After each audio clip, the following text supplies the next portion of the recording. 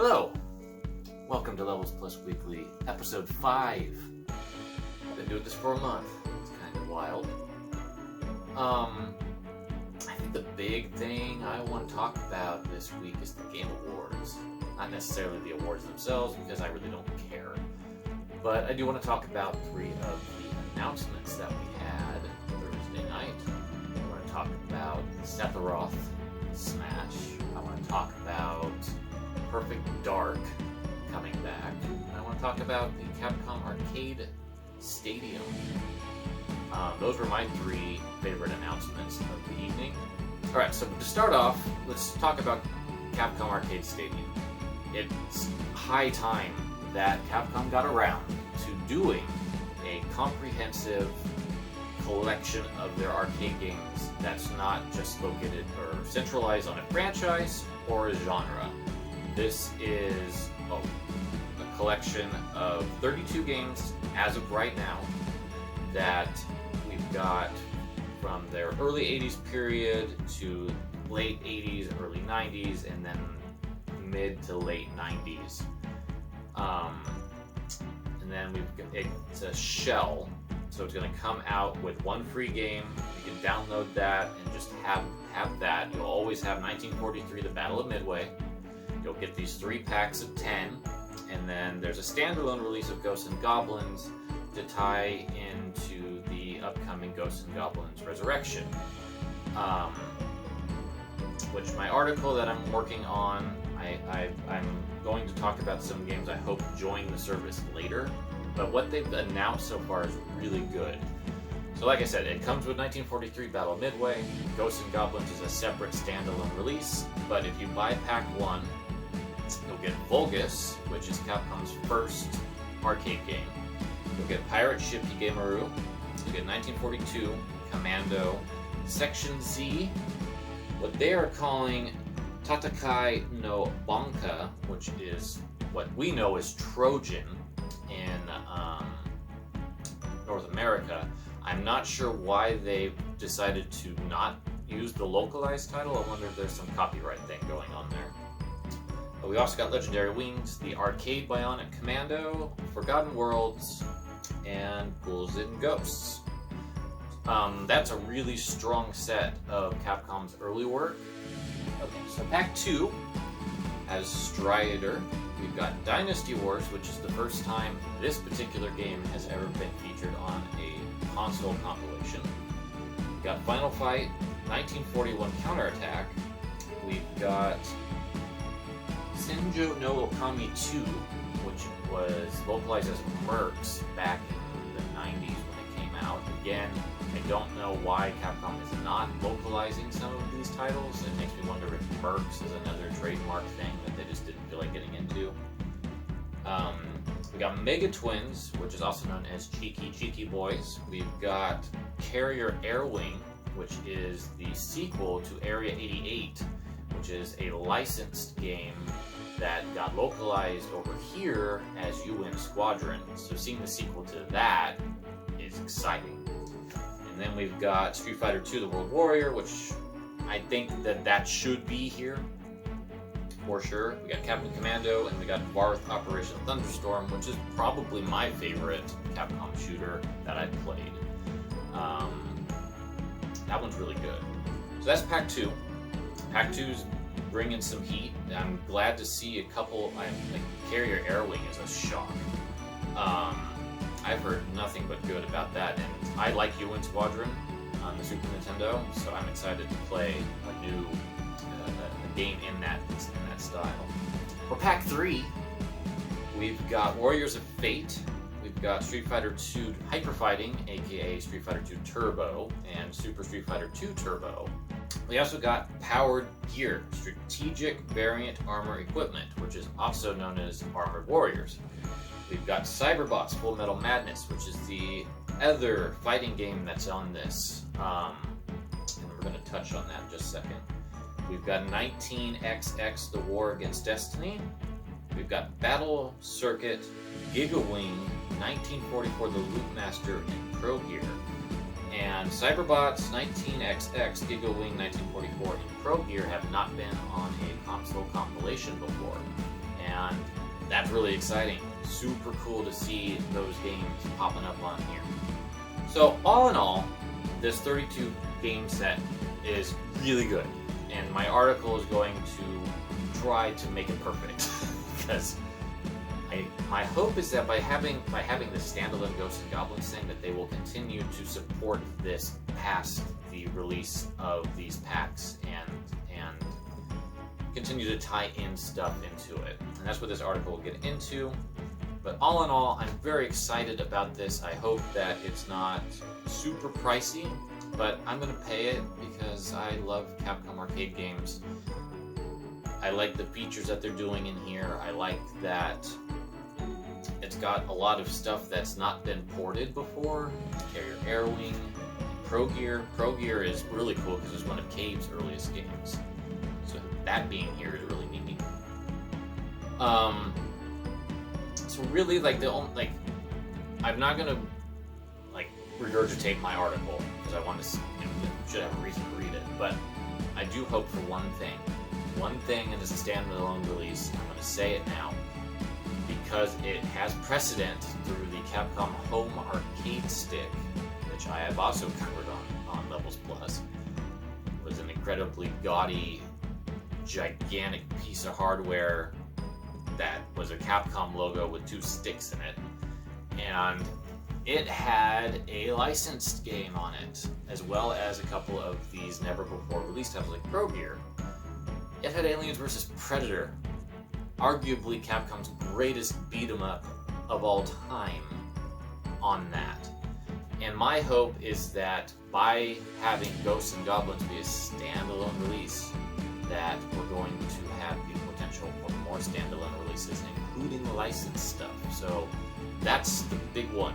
That's the one that we have seen recently. Capcom reissue that. Granted, it was through Coke Media, who licensed it from Capcom to make it in Europe. But I hope that Capcom will actually work with Disney because they own 20th Century Fox, who owns Alien and Predator. I hope they'll do it. I hope they'll work it out. It needs to happen really bad because that game needs to be in more players' hands. I want to play it. I have heard nothing but good about it. I have Lynn and Dutch figures because I love the art and I want to be able to play the game where those characters came from. I'm really wanting to do that. So please, Capcom, do more with Arcade Stadium than just these 32 games. It's kind of ironic that a week after I had this thing about fans wanting something more than what they get, that here I am, basically doing that. But I feel like there's a lot of potential in this, and honestly, I mean, I am a fan, and I am aware of the hypocrisy of calling it out, but that's just part of the cycle. It really is. I do wish it was a better system, but what can I do? So let's move on to what I'm spotlighting on myself today. Perfect Dark is back. There's a new Perfect Dark being developed by a team called the Initiative, which to my understanding is a bunch of talent that came from Sony Santa Monica and Naughty Dog. And they are going to be working on what could be a reboot, which I hope not because we've already had a reboot. Is going to be working on a new chapter, we'll just say, of Perfect Dark. Now, Perfect Dark, in my opinion, is arguably my favorite first-person shooter of all time. And I'm just not a huge fan of the genre generally. I didn't have a PC that could play like Doom or Quake or any like Wolfenstein, any of the forebears of the genre. It wasn't really until I got a Nintendo 64 with Turok and then GoldenEye that I got some interest in playing that genre, and then Perfect Dark was it overshot what the N64 was capable of, but despite the technical problems of trying to just have it run on a Nintendo 64, I absolutely adore everything about that game. The way it controls, the way it does mission structure, the world. Joanna Dark is a great protagonist. My major issue with Perfect Dark, honestly, is some of the level design in the later stages is not as good as the earlier ones.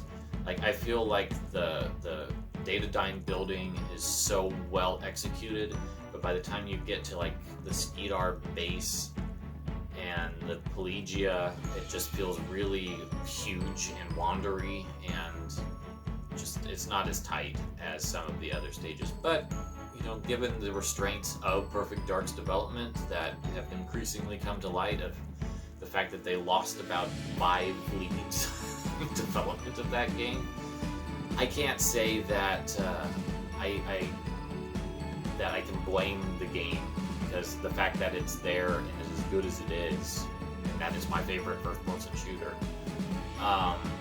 But both GoldenEye and Perfect Dark were amazing for their time. They definitely show their age now. I still think Perfect Dark is quite playable. I would love it if Rare Replay would somehow end up on Switch. Although, honestly, a new Perfect Dark would be the one thing that would probably convince me to get an Xbox Series X, because not much else would. I've never owned an Xbox. I don't have much of a care for anything Microsoft has done in the gaming front outside of Rare's properties, to be honest with you. But I'm really hype about a new Perfect Dark. The trailer was good. I mean, it would have been better if there was at least a hint of gameplay, but I kind of picked up that it was a Perfect Dark game thanks to the cam spy. It's like the way that cam just kind of shot in and started scanning stuff. It's like, this could be a cam spy. Is this a new Perfect Dark?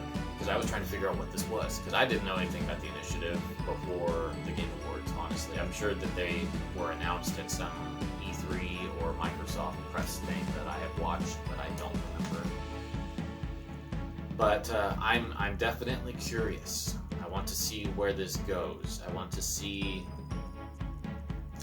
Joanna be a viable, important character again. Because Zero, I never played Zero. As I said, I've never owned an Xbox. So, I've never played Zero. I didn't like the change in art direction, and it sounds like the way that game got restructured in terms of its gameplay format lost a lot of what made the original Perfect Dark so appealing to me. So I'm just hoping that with this new Perfect Dark that they can find a balance between the mission structure, the way that it feels, but modernizing it and adding in new features that makes it contemporary. So I'm really excited. It's like the first time I've been excited about a Microsoft-specific thing the entire time from the original Xbox to now. I've never cared until now. So I hope that the team at the Initiative gets the time and the money to make this game sing, because the series has strained against technology, and now that, I hope, is not an issue with the Series X. So we've got those two well covered. Let's take a little breather, little cat intermission. Got a good one this week. And then we're going to come back for some Sephiroth Smash.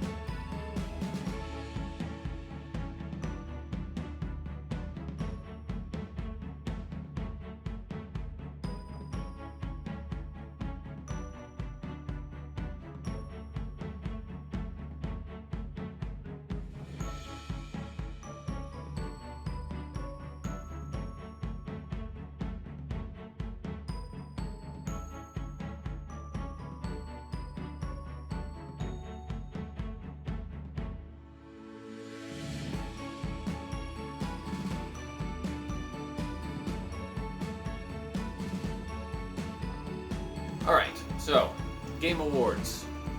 Smash announcement. That's what we knew. We knew that that was happening. We knew that we were going to get some new character with no idea who it was. The rumor mill was a frenzy with... I would say that the biggest thing I heard up to the Game Awards was a Fortnite character. And honestly, if I can be 100% transparent, that would be the most boring, least interesting thing that could happen to Smash Ultimate. Because the gimmick of Fortnite is it's a shooty game with a building mechanic in an art style that basically is very, very vanilla, in my opinion. And it prides itself on collaborations, so its original characters are not that interesting to me. So that was being spun around. Monster Hunter was being spun around. Sora from Kingdom Hearts was being spun around. And to be honest, Monster Hunter would be kind of exciting because I am excited for Rise, but my experience with that franchise has not been 100%. Woohoo! Never has been. I've tried Try, and then I think I tried a demo of 4, and neither of them hooked me at all. So Rise I'm very excited about because it's making changes to mobility that I want to actually play it. Because that was my biggest issue, was I felt very immobile playing Monster Hunter. Kingdom Hearts, I'm on record of not liking. The only thing that would excite me about Kingdom Hearts is some of the music, because Yoko Shimomura is amazing. So that would be awesome on a musical front. But I find Sora to be kind of obnoxious and dense. And I genuinely think that Kingdom Hearts is an improbability because of Disney. And then, as I said, Fortnite. None of those were making me really happy. So when I did my speculation article, I did say Monster Hunter because I feel like that's going to happen. And the way that things are lining, Monster Hunter Rise comes out in March. And they just announced the next 3 amiibo for Smash Brothers are coming out in March. Now, there is enough of a hypothesis about amiibo launch dates coinciding with Smash announcements that I suspect will get our next character announcement in March. So, if Monster Hunter is going to happen, it's probably then. But, back to Game Awards. So leading into the Game Awards, we just knew that it was an announcement. And then there was a lot of people wanting Crash Bandicoot. And that's another one that I'm just like, I don't understand it. I understand Crash's significance as a mascot platformer. I understand Crash's significance in the console wars of the 32-bit and 64-bit era. I understand that Crash was the answer to Sonic and Mario. I understand all of that. My thing is that his moveset would be a lot like Sonic's minus the speed from my playing of the games. Now, I haven't played every Crash game. I've played the first one and I think the third one. And neither of them hooked me. I think that Crash basically jumps on things and spins and does stuff with boxes. So there could be an interesting moveset there. I would be more interested if his sister Coco was playable along with Crash. They were both there, which would be the right thing to do. But honestly, like, I got my mascot in Banjo-Kazooie. That was, like, if I wanted a mascot platformer character to join Mario and Sonic, it was Banjo, and I got it. So I don't want any more, and I'm not sure if Crash is a possibility or not. I mean, we've got Activision Blizzard here. It's a Western company. So far, the only Western company that is in Smash is Microsoft, and Mojang, which is owned by Microsoft. So I find that possibility difficult to foresee. I will be happy for people if they wanted any of the things I've just listed that I'm not personally that excited by. I will be happy for them if they get it. And then to finish up this thought on things not being very enthusiastic for me personally, and again, touching back, this is just my wins.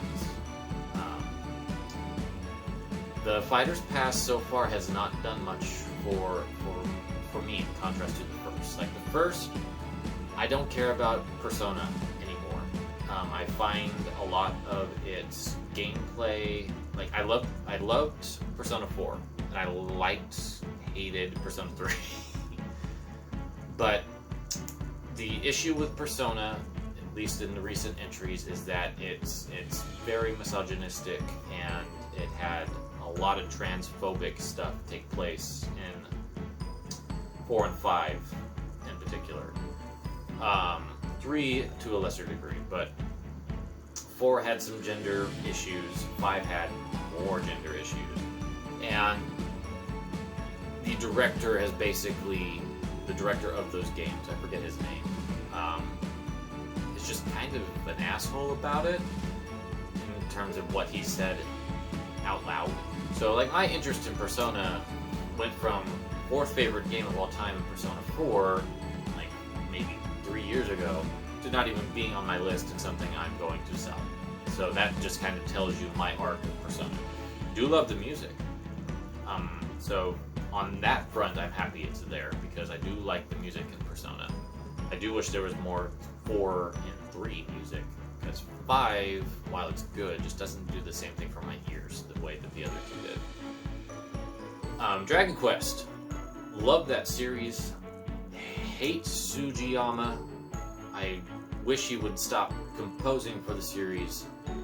It affected the release because the music was like low-grade rips of music because they couldn't. It's complicated. I wrote about it on the blog report. I'll put a link in there. I don't really want to get on a gigantic hate train, but Sugiyama's a problem. He needs to no longer be associated with the series, in my opinion. So, outside of him, I was pleased enough with Dragon Quest, but I felt like it couldn't go as far as I wanted it to. I felt that they should have done Sophia for the Dragon Quest IV skin instead of whatever the male version's name is. And I kind of wish they went all the way and did 8 separate heroes instead of just 4, and then having the other 4 be recolors that resemble major characters. 8 being in there made my day, though. I love Dragon Quest VIII. It's my favorite of the series. And I like a lot of the other things about it. I feel the stage is one of the weakest ones in the game, especially in terms of the DLC. I feel like it's just not very inspired. It doesn't feel Dragon Quest-y, maybe because I haven't played 11S yet. But I was happy with that. Banjo made my day on E3. That was a great thing, followed up by Breath of the Wild 2. So that was like a 1-2 punch of happy for me. And Banjo's fun. His stage is great. The music's awesome. No complaints with Banjo. Awesome, awesome, awesome. Terry was a surprise. And Terry was... I'm gonna refrain from saying F words in this. I don't really want to be slapped with an age filter. But Terry was freaking amazing. There we go. That's an F word I can't say. Trailer blew my mind. So good. And he is my favorite Smash Ultimate character, period, in terms of playing him, because he's so much fun. And the stage is perfect, and the music count is amazing. 50 songs. If only everybody got that much love in terms of their music. Byleth, I love Three Houses. Three Houses is my sixth favorite game of all time. I love Three Houses. I would have loved to have Idleguard instead of Byleth, but that was never going to happen. So Byleth is a good alternative. And Byleth is super fun to play. The stage is good. I wish that it was a little bit more interesting than just a traveling stage. I think if they would have played up the destruction element a little bit more, it would have been a little bit more interesting. But all the Three Houses music that they added was great. They missed a couple, like God Shattering Star, which I imagine they didn't put that in because of the name. But overall, Pass 1 was really, really good, and I do break it down. Pass 2, Min Min from ARMS. I wanted Twintail from ARMS more than Min Min. And honestly, beyond the art aesthetic, I don't really care for ARMS. So Min Min was a good choice, and it broke the door down so we could have a woman be in the past, because that was the biggest issue with Pass 1, was that the only woman in the past was Byleth, and it was an alternate costume because the male is considered the primary costume. And then we had Kazooie, who is paired with Banjo, who is a male bear. So I had some issues with that first pass, but Min Min just kicked that door down immediately. And then we've had Steve with Alex, so we're doing pretty good on the gender front so far with Pass 2. I just don't care much for ARMS, and in contrast to some of the characters in Smash that I've fallen in love with how they play, like Wolf and Star Fox. I don't care much for Star Fox. I love playing as Wolf in Smash. Mewtwo is another example. I really like playing as Mewtwo in Smash. I don't care much for Pokemon. But Min Min is just a little much. She's a little too much for my brain to take, and it cramps my hands trying to play her and do well with her when I play. So I wasn't really able to get into playing as her. And again, I really wanted Twintail. I don't care about Minecraft at all. Its creator is an asshole on every level possible. I don't like the visual aesthetic. I feel like it's retro in a way that is not appealing to me whatsoever. And I've never been interested in that type of gameplay of having to build a bunch of stuff, especially with the aesthetic and everything else working against it. I do have Dragon Quest Builders 2, and I did enjoy what I played of that in the demo. I haven't got into it proper, but that is a concern of mine for that game. It's like, do I really want to just harvest a whole bunch of materials to try to build stuff? So, everything about Minecraft did not land for me, and the only thing that I'm really particularly thrilled by is that Steve, Alex, et al. Are interesting fighters. I don't like playing them because it's too much to try to understand. It's kind of like the Min Min problem all over again, but on a different level, because you have to build and upgrade and all this stuff to use the characters effectively. They're fun in terms of how they can do stuff, but it's like I can't attach myself to them because I just don't care in any way. There's nothing to grab me. The only thing I'm really thrilled about with the Minecraft stuff is the Ace remix, and I think the stage is kind of neat. And that's about it.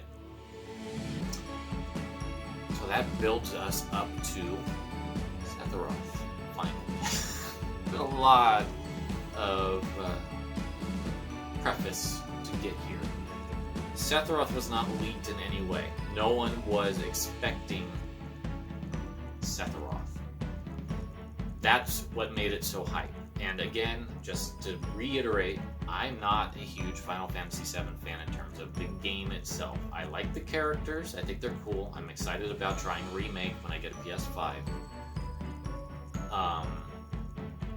And it's like I like the way that they look, but I've never, the times I've tried to get into the game, I just get annoyed with the mini games, or there's a piece of dialogue that has not aged well. Hello, Tifa running up the stairs in the Shinra building.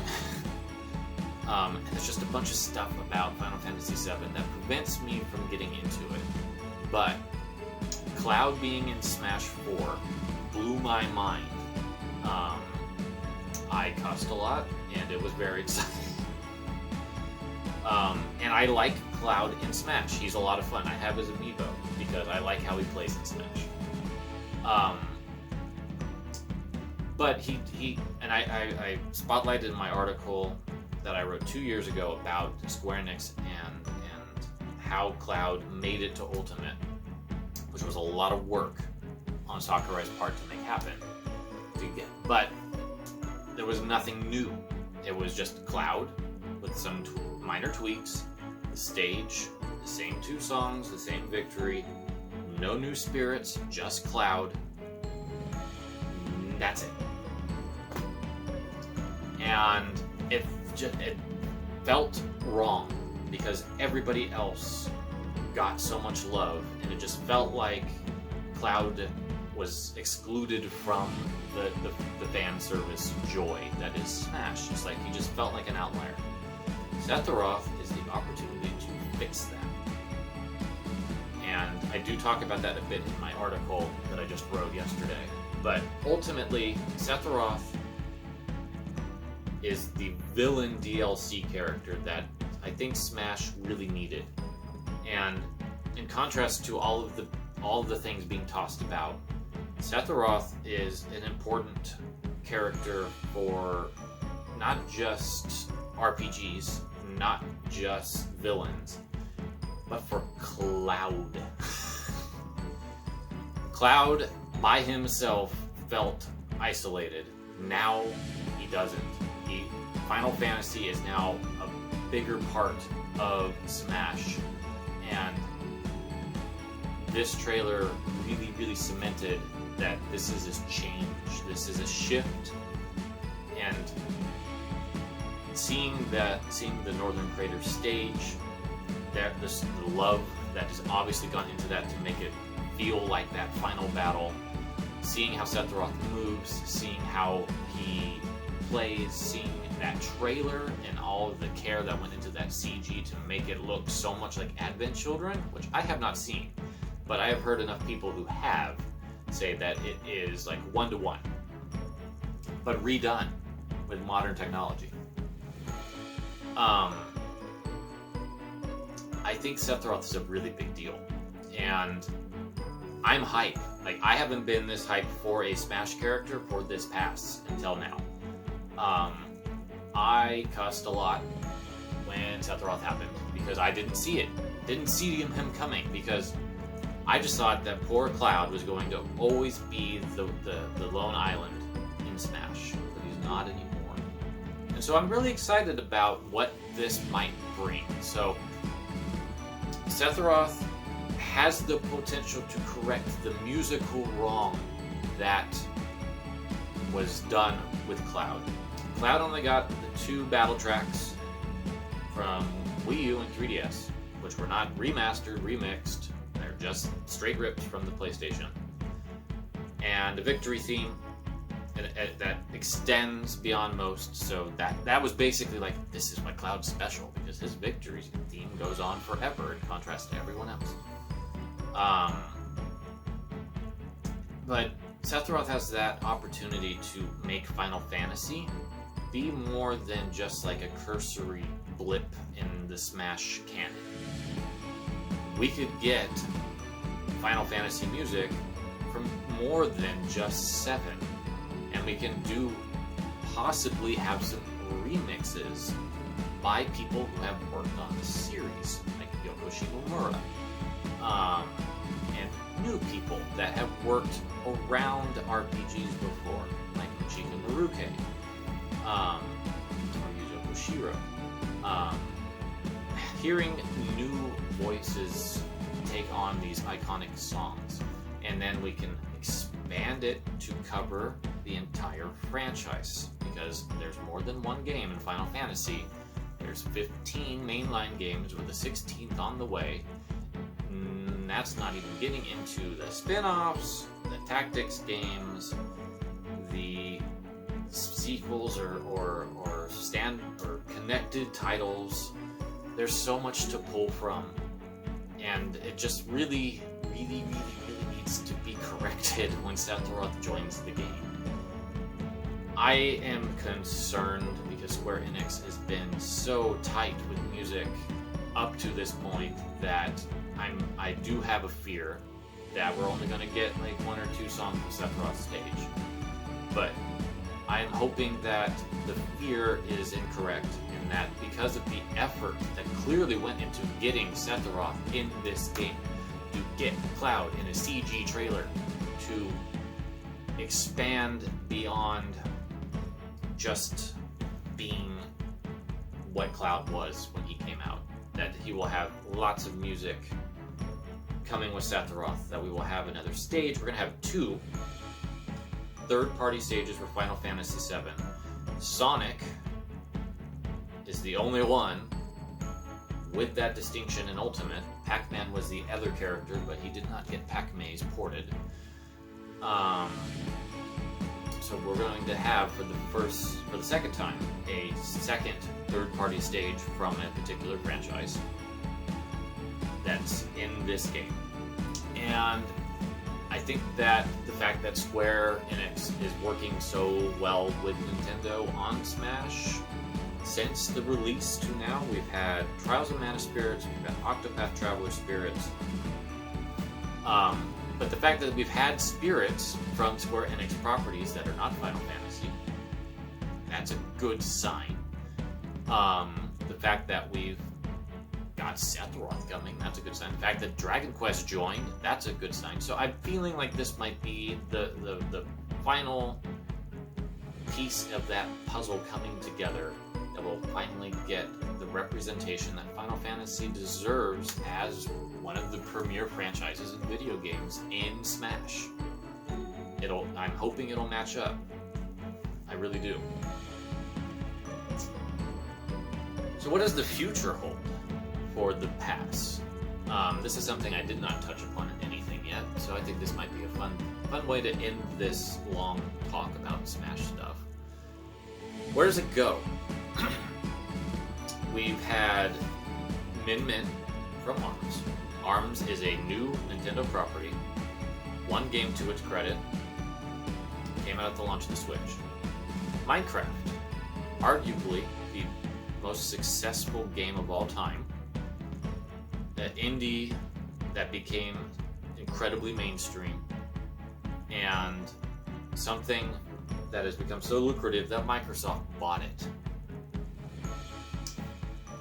And then we have Sephiroth, arguably the best known JRPG villain of all time, and one of the most iconic bad guys in all of video games.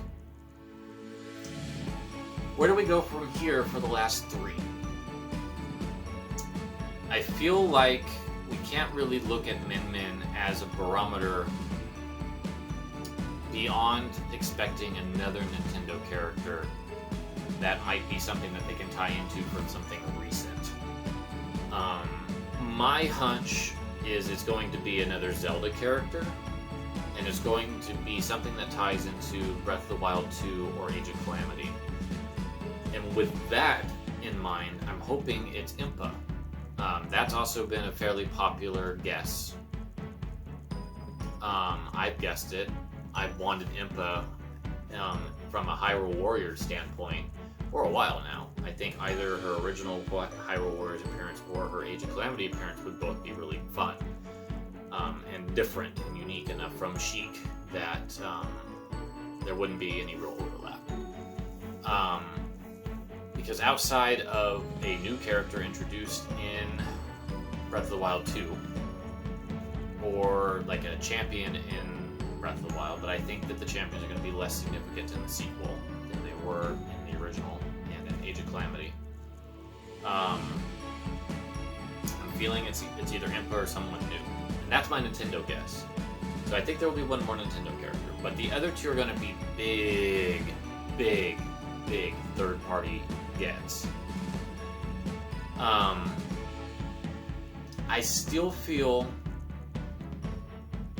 that Monster Hunter is very likely, and I do think Monster Hunter is going to be the next character. I feel very strongly on this given the timing of Rise, the timing of the Amiibo, and probably March being the ideal time to announce the next character, following Sephiroth's release in a week or two. And Monster Hunter is enormous. I cannot understate how popular Monster Hunter is in Japan, and how the 3DS games and world have made that more of a worldwide phenomenon. So we also have Wrath of the Lost already in the game. So I think that Monster Hunter is almost a given. And my hope is that the character plays a lot like they did in Marvel's Capcom Infinite, and is a woman primarily.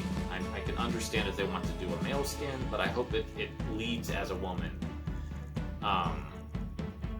Because I like the way that Monster Hunter looks to play. I haven't played Infinite yet, but I like the way that she plays based on what I've seen in that game. I think that it wouldn't take too much to modify that for Smash. Although it would add another long freaking range character, which almost seems to be what this pass is kind of about in some ways, between Min and Sephiroth. So that leaves one more slot, and I was trying to think, like, what could be up there with Minecraft, Sephiroth, Monster Hunter potentially, and a new Zelda character, and that's a difficult quandary. Again, I would really be bummed if it ended up being a Fortnite character, because those designs have no personality whatsoever to me, and I don't really want to engage with a world, with that stage or the music or anything like that, because it just doesn't do anything for me. I think that it's the most likely Western choice. I think that Crash has a possibility as well because of the mascot factor. We haven't had a character like that, really, in this pass. But again, I feel like it's unlikely. It just doesn't seem right to me. My gut wants it to be Lara Croft, because Tomb Raider was enormous, but we've already had a Square Enix character in this pass, and I don't know if they would get two. But Lara is such an icon, somewhat for the wrong reasons, but she's like one of the most prominent women in video games, good or bad, and I think that Crystal Dynamics has done a lot to do some reparations for her origins back on the PS1, especially on the marketing front. Then we got like Ryu Hayabusa from Ninja Gaiden, who is like the last major NES era character that feels like, at least from a third-party perspective, would deserve a spot. And we haven't had a Koei Tecmo character yet. I still feel like Bandai Namco should have a second character in here, but they've got Pac-Man, which is their most iconic character.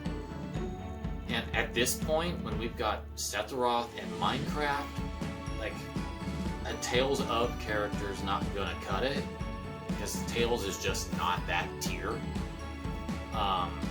Dark Souls is a possibility. That seems the most likely from a Bandai Namco perspective, but then you'd have to work with From Software to incorporate that in. And I mean, the mechanic could be interesting, that you gain strength as you defeat other fighters, but if you get KO'd, then you lose and you have to start back all over again. You start out weaker, and then you have to retrieve your souls once you come back. That could be an interesting dynamic, and could like really emphasize some parrying or dodging gameplay.